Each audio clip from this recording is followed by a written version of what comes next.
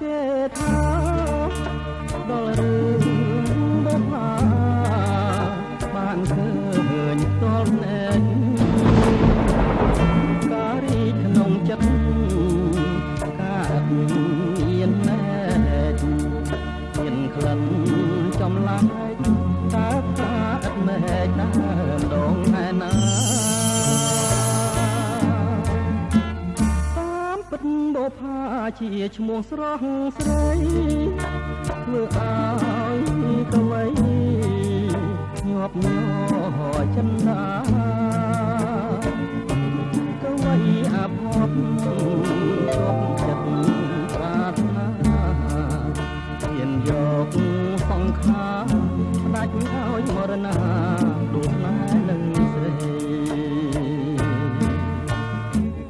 បងសូមលំទួសួរអូនបុប្ផាសួរទៅ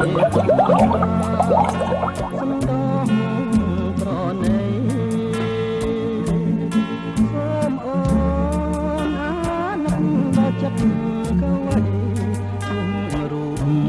បងខ្លាយអូននៅតែស្មៅក្នុងនាមចិនប្រងដែលស្មោះដូចបងអបតាទាំងតងលើទ្រូងមរណៈនៅមុខស្នូបង